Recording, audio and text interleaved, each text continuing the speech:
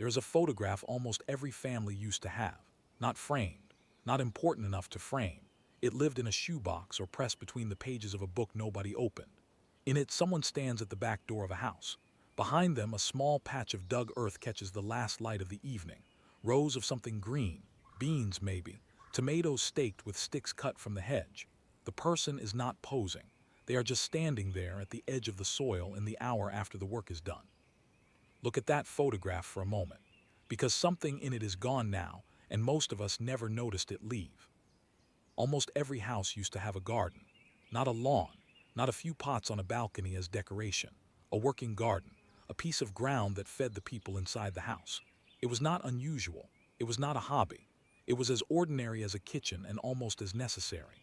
If you walked down any street in 1940 in England, in America, in Australia, you would have passed one garden after another, each with its rows, its fruit trees, its smell of turned earth after rain. And then within a single lifetime they were gone, quietly, without anyone deciding it out loud. The ground that used to feed us became grass that we mow on Sunday and complain about. The skill that every family carried, the one that meant you could put food on the table from the soil under your feet, that skill thinned out and disappeared in about 2 generations. Your grandparents almost certainly had it. Your parents may have watched them do it. You were probably never taught. Here is the question that should bother you. Nobody took the garden away. There was no law, no order, no single moment. We handed it over. We traded it. And the strange part, the part worth 50 minutes of your evening, is that we never got a clear answer about what we received in return. We were told it was progress. We were told it was freedom. We were told that the supermarket meant we no longer had to bend our backs over a row of carrots, that a person could feed their family without ever touching dirt, and that this was a kind of liberation. And in some ways it was. Nobody who lived through a hungry winter is sentimental about hunger. But a trade has 2 sides. Something came in, something went out. And the thing that went out was so quiet, so slow to leave, that we mistook its absence for normal life.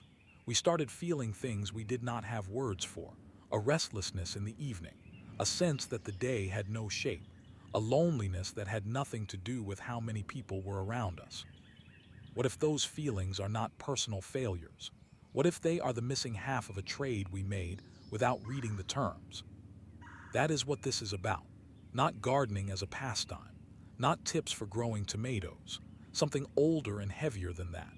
The story of why the ground behind every house used to feed the people in it, what that ground was actually giving them beyond food, and what we quietly gave up the day we decided we no longer needed it.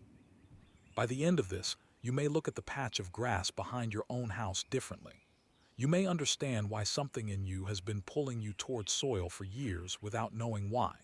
And you may finally see what was standing in that old photograph, in the evening light, at the edge of the dug earth. It was not just a person who grew vegetables. It was a person who had something we are quietly starving for. Let me show you what it was. Start with a word, because the word is where the misunderstanding begins. Today we call it a hobby. A garden is a hobby like cycling or painting. Something you do if you have the time, the temperament, the spare weekend. Something optional, something for a certain kind of person. Step back 100 years and that word would have made no sense to anyone. You might as well have called cooking a hobby, or sleep a hobby. The garden was not something you chose. It was part of how a household stayed alive. The line between the family and hunger ran right through that patch of soil, and everyone in the house knew exactly where the line was. Think about what that meant in the daily rhythm of a life. The garden was not visited on the weekend. It was checked every morning, the way you check the weather, the way you check on a sleeping child. You went out before breakfast to see what the night had done, whether the frost had come, whether the beans had climbed, whether something had been at the lettuce. The first decision of the day was often made in the garden, in the cool air, with the dew still on everything. And the work was shared in a way we have almost completely lost. The children carried water. The oldest people, the ones whose hands could no longer do heavy work, sat and shelled peas and passed down the knowledge of when to plant and what the sky meant. A garden was a place where 3 generations had a job at the same time, in the same square of ground, each doing what their body could do. Nobody was useless. Nobody was set aside. The 8-year-old and the 80-year-old both had a reason to be there. that is worth sitting with for a moment. We talk now about loneliness in old age as if it were a medical condition that arrived from nowhere. But there was a time when the oldest member of the family was the one who knew the soil best. Their knowledge was needed. Their presence had weight. A grandmother who could no longer lift a bucket still knew, in her hands and her memory, exactly when the last frost would come and how deep to set the seed. That knowledge made her necessary. And being necessary is something close to the opposite of being lonely. Here is something most people have never been told. The garden was also the household calendar, the clock, the thing that gave the year its shape. Spring was not a date. Spring was the smell of the soil warming and the moment it was soft enough to dig. Summer was the weight of the harvest. Autumn was the storing and the preserving, the jars filling the shelf, the sense that the family had enough to get through the dark. Winter was the rest, the planning, the seed catalog by the fire. The year had a felt shape. You could stand inside it and know where you were. Pair that to now.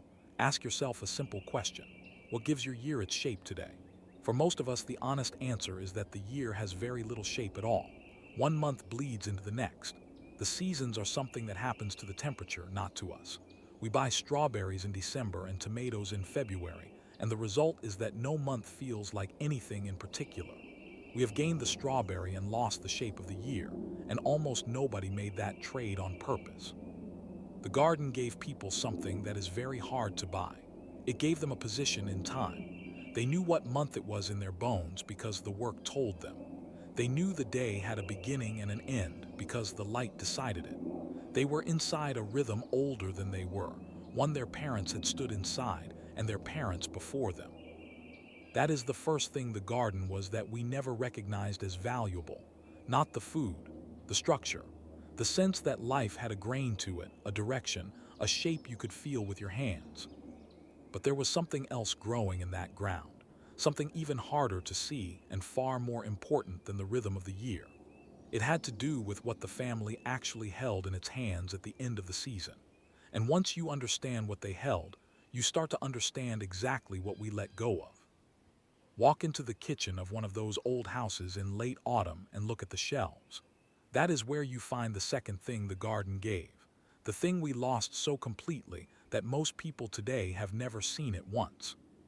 The shelves were full, not with packages, with jars, tomatoes put up in glass glowing red against the light, beans, beetroot, pickles, fruit in syrup, onions and apples laid in boxes, potatoes in the cool dark under the stairs, herbs hanging dry from a beam. The family looked at those shelves and saw something we have almost no experience of feeling. They saw enough. That word matters more than it seems. Enough. The sense that you have what you need to get through. The sense that the cold months hold no threat you have not already prepared for. It is one of the deepest forms of security a human being can feel, and it used to sit on a kitchen shelf where everyone in the house could see it. We have replaced that feeling with a different one, and we rarely admit the swap. Our security now lives somewhere else. It lives in a bank balance, in a card, in a system we do not see and do not control. We trust that the shelves of the supermarket will always be full, and most of the time they are. But notice what that does to the feeling. The security is real, but it is abstract. You cannot hold it. You cannot point to it. You cannot walk into a room and see, with your own eyes, that your family will be fed. Think back to the early days of any recent shock, any week when the shelves of the shop suddenly were not full. Remember the particular kind of panic that moved through people. It was not only about the missing items, it was about a discovery. The discovery that our sense of enough was built on something we did not control and could not see.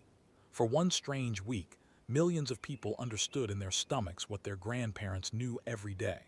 That food does not come from a building. It comes from the ground, and from someone who knows how to work it.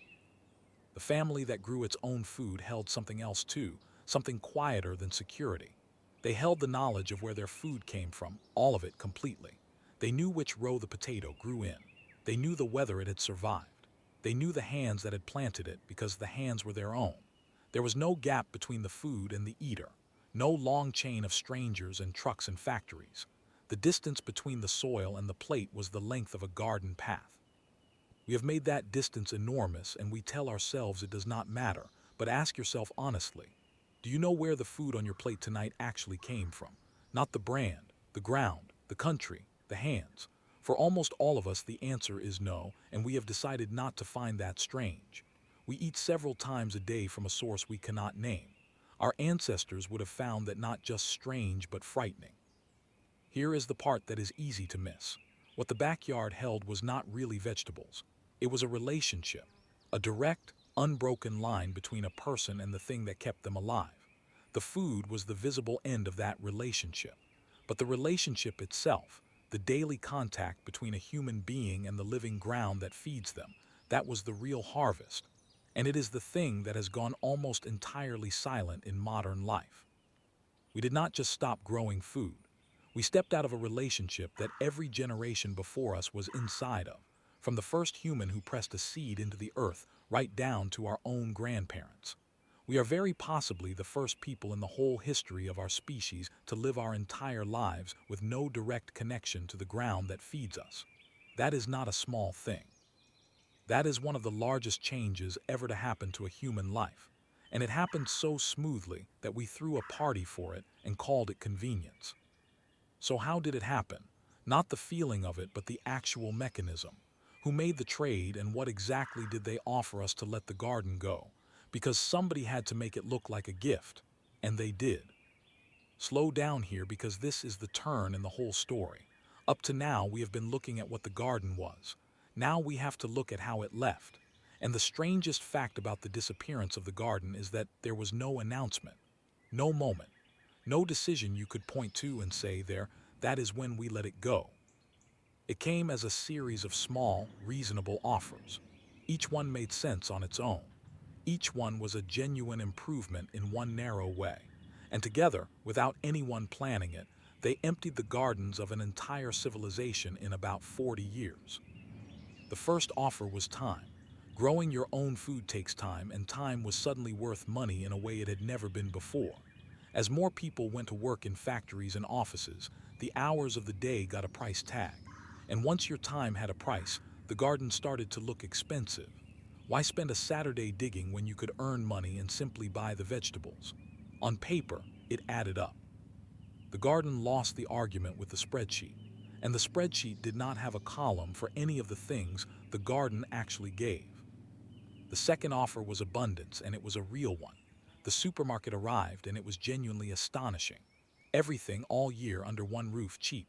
Fruit from the other side of the world in the middle of winter. There is no point pretending this was not a wonder.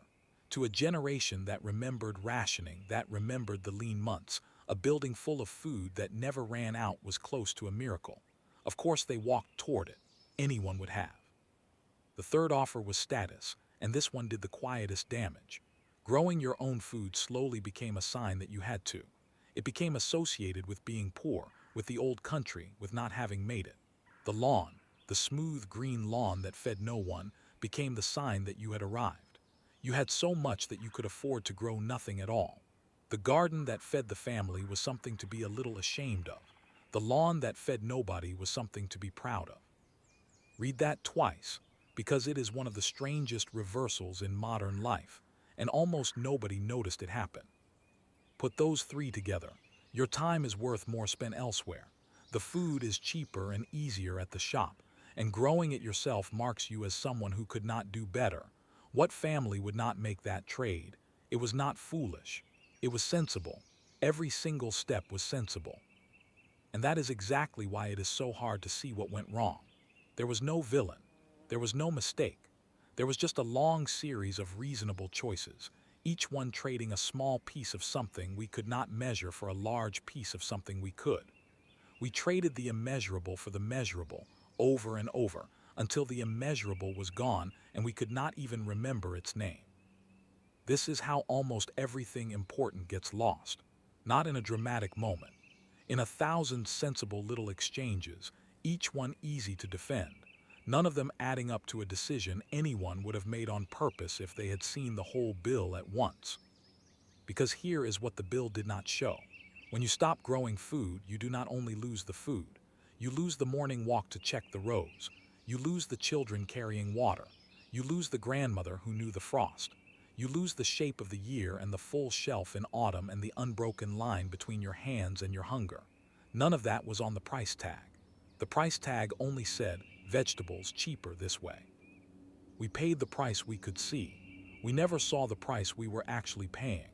And the thing about a hidden price is that it does not stop coming due just because you have stopped noticing it. So what did the bill actually cost us in the end? Not in vegetables, in something much closer to the center of a human life. That is where this has to go next, because the real charge for our convenience was never food at all. Here is where the tone has to sharpen, because we have arrived at the cost, and the cost is not what anyone expected. Convenience was the great promise of the modern world. Everything faster, easier, closer to hand. And in 1,000 ways it delivered.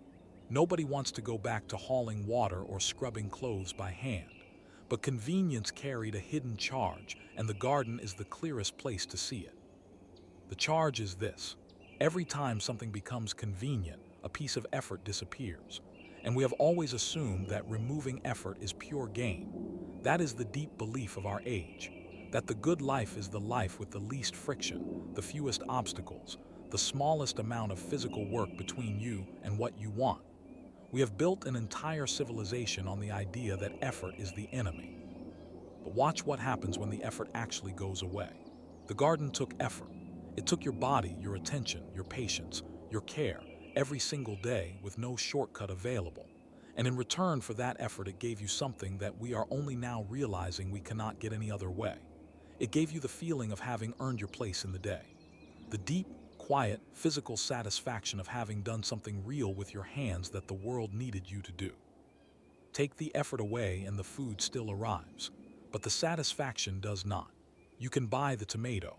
You cannot buy the feeling of having grown it.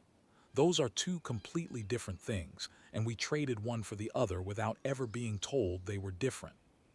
This is why so many people who have everything feel a strange emptiness they cannot explain. They have removed almost all the necessary effort from their lives. Food arrives, warmth arrives, entertainment arrives endlessly at the touch of a finger. And in the middle of all that arriving, something in them is starving and they do not know its name. They think they are tired. They think they are unmotivated. They think something is wrong with them. But what is actually wrong is that they have been freed from the very effort that used to give their days meaning. And nobody warned them that meaning and effort were tied together. There's a phrase for this that researchers have started using: earned reward. The brain, it turns out, does not respond the same way to reward it was handed as it does to reward it worked for. The tomato you buy and the tomato you grow are chemically the same, but the experience of eating them is not the same at all, and the difference lives in the work, the waiting, the watching, the small daily acts of care across a whole season. The reward you earn tastes of something the reward you bought never can. We removed the earning and kept the reward, and we are quietly confused about why the reward stopped satisfying us. Consider how this plays out across a whole life. A person spends decades arranging their existence so that as little is required of them as possible. The path of least resistance, chosen again and again, because that is what convenience trains us to want. And at the end of it, they look around at a life with almost no friction in it and they feel, of all things, empty, unneeded, like a guest in their own days. They have been so successful at removing effort that they have removed the very thing that made them feel alive. The garden charged you effort every day, and most people now would call that a downside. But that effort was not the price of the garden. It was the gift. The bending, the lifting, the patient daily care, the body used for something that mattered. That was never the cost of growing food. That was the deepest part of what growing food gave. So we did not just lose a source of vegetables. We lost a daily, reliable, physical reason to use our bodies and our care on something living that needed us. And it turns out that a human being without that reason starts to come apart in ways that are very hard to name, and even harder to fix with anything you can buy. But the soil was giving us something else as well, something stranger than effort and satisfaction. Something that science is only now beginning to understand, and that our grandparents felt without ever needing the science.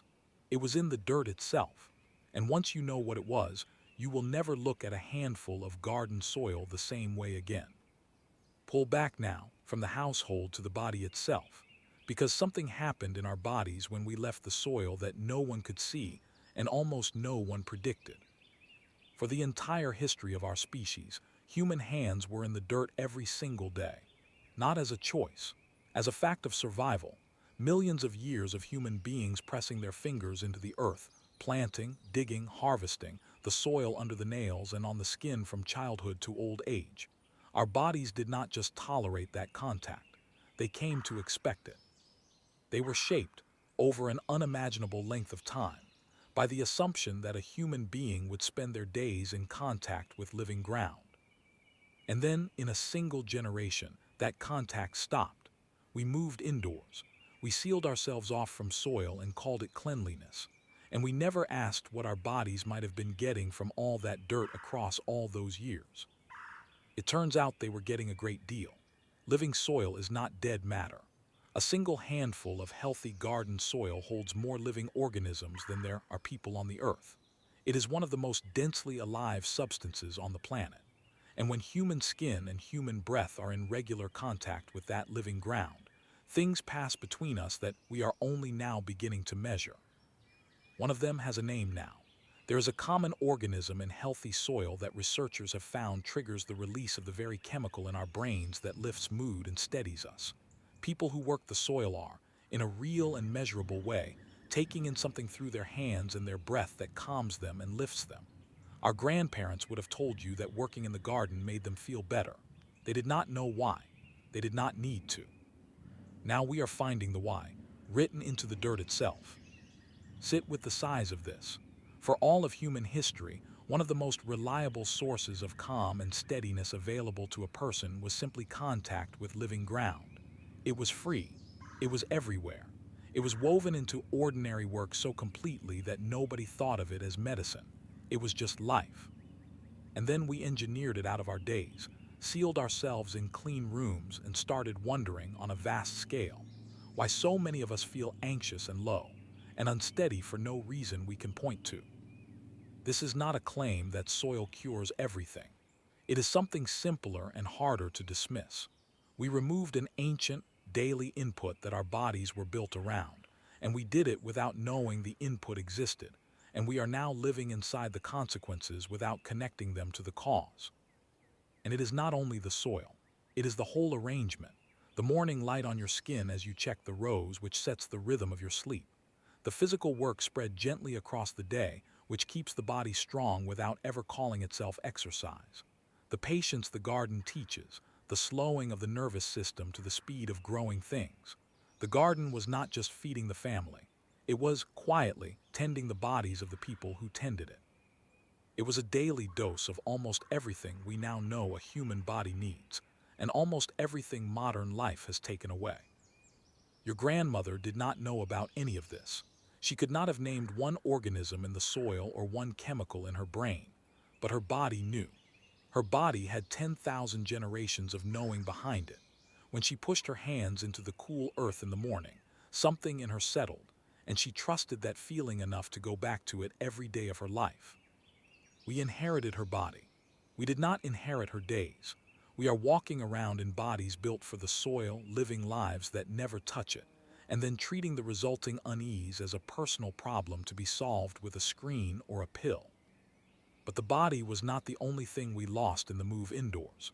Something else went with it. Something passed hand to hand down a long chain of people, and when the garden disappeared, the chain broke in a single place. You can feel exactly where it broke if you look at your own two hands. Here the angle shifts from the body to something even harder to recover, because at least the body remembers. This is about a kind of knowing that does not live in the body at all once the people who carried it are gone. There was a kind of knowledge that no school ever taught and no book could fully hold. The knowledge of how to grow food, not the rough idea of it, the real thing. When exactly to plant in your particular patch of ground which has its own soil and its own weather and its own small history. What the sky means in the hour before a frost. How deep to set this seed and not that one. Which plants help each other and which ones quietly fight. How to read a leaf and know what the plant is asking for. This knowledge was never written down, mostly, because it could not be.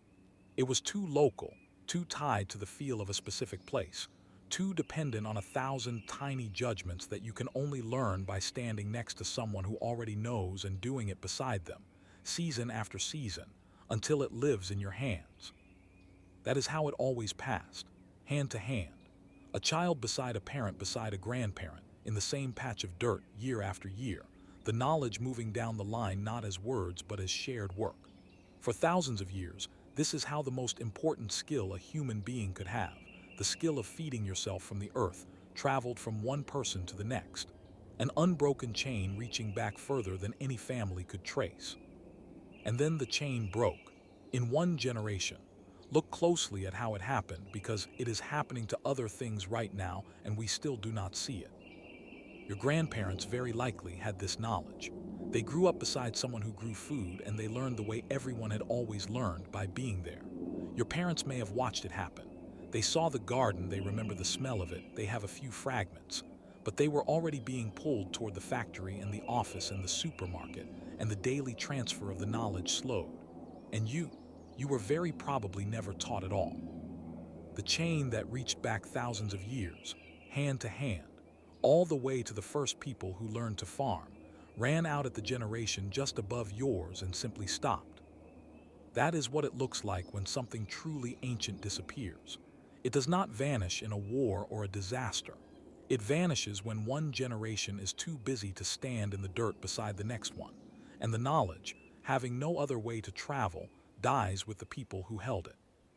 Here is what makes this different from forgetting a fact. You can look up a fact. You cannot look up the feel of soil that is ready to plant, or the particular gray of the sky that means cover the seedlings tonight.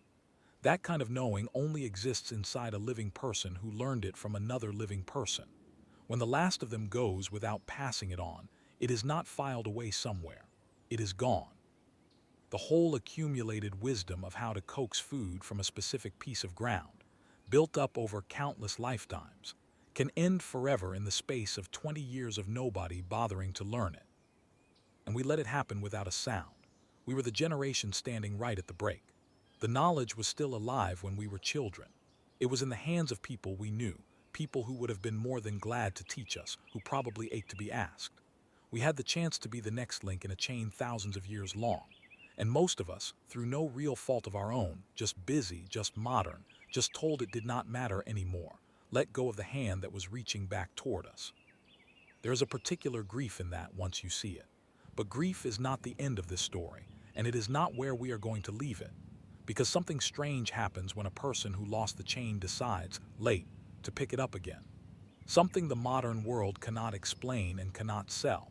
And it points straight at the real reason we feel the loss of the garden so deeply, even those of us who never had one. Now go all the way down, past the food, past the body, past the lost skill, to the thing underneath all of it.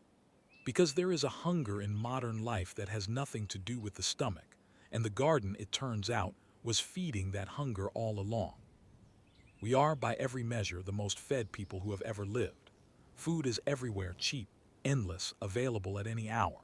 By the standard of almost every human who came before us, we live surrounded by abundance that would have looked like paradise. And yet there is a hunger in us that all this food does not touch. You can feel it most clearly in the evening, when the eating is done and the day is over and something in you is still not satisfied, still reaching for something it cannot name. That hunger is not for calories. It is for meaning, for the feeling of being needed by something, for the sense that your day mattered to a living thing outside yourself. And this is the hunger the garden quietly fed for all those generations, while everyone thought it was only growing vegetables. Think about what a plant asks of you. It needs you, genuinely, not in a sentimental way, but in a real, daily, physical way. If you do not water it, it suffers. If you do not tend it, it fails. It depends on your attention and your care, and it responds to them slowly in front of your eyes across a season. When you grow something, you are needed by a living thing every single day, and you can see the result of being needed in the green that rises from the ground. That is one of the deepest human needs there is, to be needed, to wake up and have something outside yourself that depends on your care. We are built for it. For most of human history, it was unavoidable, because there was always something that needed tending, a field, an animal, a fire, a child, a garden. The need to be needed was met automatically by the simple work of staying alive. And then we built a world where almost nothing needs us. Our food needs nothing from us but a payment. Our warmth, our light, our comfort, All of it arrives without requiring our care. We have engineered our own necessity right out of our days. And a human being who is needed by nothing is a human being in a very particular kind of pain, even if every other need is met. Especially if every other need is met. This is why people who retire, who have worked hard their whole lives and finally arrive at the rest they earned, so often fall into something dark within a year or two. Everyone assumes they are bored. It is not boredom. It is the sudden disappearance of being needed. The world stopped requiring their care, and no one warned them that being needed was holding them up the whole time. And this is exactly why turning to a garden, late in life, does something that surprises everyone who tries it. It is not the gentle hobby their family imagined. It is the return of being needed. Suddenly there is something that depends on them again. Something that responds to their care, that fails without their attention, that gives back visible proof, in stem and leaf and fruit, that their presence in the world still makes a difference to something alive. The garden does not give them a pastime. It gives them back their necessity. It puts them inside a relationship of care again, and the part of the human heart that was starving for exactly that begins, at last, to be fed. We thought the garden was about food. It was never only about food. It was a daily appointment with being needed, and we walked away from it into a world of abundance, and we have been quietly starving in the middle of the feast ever since. So what happens when a person decides to walk back? Not to fix the whole world, just to return in one small square of ground to the thing we traded away. The answer is more than most people expect, and it begins faster than anyone believes. Lift the weight here, because this is where the story turns toward what can still be done. Everything until now has been about what we lost. This is about how much of it is still within reach, and how quickly it comes back when you reach for it. Here is the part almost nobody believes until they have lived it. You do not have to undo the whole modern world to get back what the garden gave. You do not need a farm or acres or a return to some harder past. The thing we lost was never about scale. It was about relationship, about contact, about being needed by something living. And a relationship like that can begin in a single pot on a windowsill. It can begin this week. The moment you put a seed in soil and take responsibility for it, something switches back on. Quietly, almost immediately. You start checking on it in the morning, the way people check their gardens for thousands of years, and you do not even decide to. The old rhythm reasserts itself because it was never really gone. It was just waiting, underneath the modern surface of your life, for something to need you again. And the changes that follow are smaller and stranger than people expect. It is not dramatic. It is a slow re-entry into a way of being that your body recognizes even though your mind forgot it. You notice the weather differently, because now it matters to something you care about. You feel the seasons begin to return as something real, not just a number on a screen. You find your hands in the soil and feel that old settling that your grandmother trusted without understanding. You wait for something to grow, and in the waiting you relearn a patience the modern world spent years training out of you. There is a deep relief in growing something, and it comes from an unexpected place. In a world where everything is instant, where everyone is answered in seconds, a plant simply will not be hurried. It grows at its own pace, the pace of living things, the pace everything used to move at. And being forced to slow down to the speed of a growing plant is, for a person worn thin by the speed of modern life, something close to a cure. You cannot rush it. You can only show up and tend it and wait. And it turns out that showing up and tending and waiting is something the human soul has been missing badly.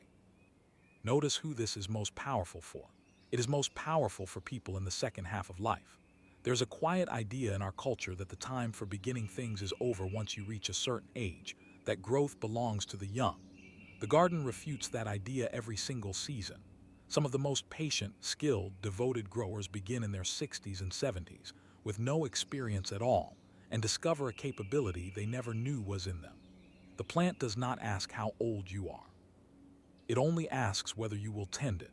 And being asked that question, late in life, by something that genuinely needs your care, can wake a person up in a way that nothing else does. You do not get back everything at once. The lost skill of generations does not return in a single season. But you become, the moment you begin, the next link in the chain again. You start to learn the things your grandparents knew slowly by doing them the only way they were ever learned. And if there is a child anywhere near you, you become, without trying, the person standing in the dirt beside them, passing along the thing you only just picked up yourself. The chain that broke can be tied again. It takes one person willing to begin. That is the part the modern world cannot sell you and cannot take from you. The whole inheritance is still there, waiting in a handful of soil and a seed and the willingness to care for something across a season. We traded it away as a civilization, but you can buy it back one pot, one row, one morning at a time. And the price is the very thing we were told was a burden, a little effort, a little patience, a little daily care for something alive. Which brings us back in the end to that photograph, the one in the shoebox, the person standing at the back door in the evening light at the edge of the dug earth. It is time to see, finally, what they had. Go back to the photograph one last time. The back door, the evening light, the small patch of dug earth, the rows of beans, the person standing at the edge of it in the hour after the work was done. You can see them differently now. For a long time, that image looked like the past, like something quaint, a little poor, a little behind. A person who grew vegetables because they had to, in a time before things got easier. We looked at that photograph with a kind of gentle pity, glad we had moved beyond it. But look again. That person standing at the edge of the soil had things we have spent this whole hour trying to name. They had a shape to their year and a rhythm to their day. They had a full shelf in autumn and the deep security of being able to see, with their own eyes, that their family would be fed. They had the satisfaction of effort that was earned, not handed to them. They had their hands in living ground every day, taking in something that steadied them before anyone had a word for it. They were a living link in a chain of knowledge thousands of years long. And every single morning, they were needed by something alive that grew because of their care. They were not behind us. In the things that matter most to a human heart, they were ahead of us, and we have been walking in the wrong direction so confidently that we mistook it for progress. We made a trade. No one announced it. No one voted on it. It came as 1,000 small, reasonable offers, and we said yes to each one. And at the end of it, the gardens behind every house were gone, and so was almost everything they quietly gave. We kept the food. We lost the rest. And we have spent a generation feeling the absence of the rest without ever knowing what to call it. But here is the last thing, and it is the reason this is not a sad story. The trade is not final. Nothing about it is locked. The soil is still soil. The seeds still grow. The thing our grandparents had is not buried in the past where we cannot reach it. It is waiting, right now, in any patch of ground you are willing to tend, in any pot on any windowsill, in the simple decision to grow one living thing and care for it across a season. You do not have to grow all your own food. You do not have to undo your whole modern life.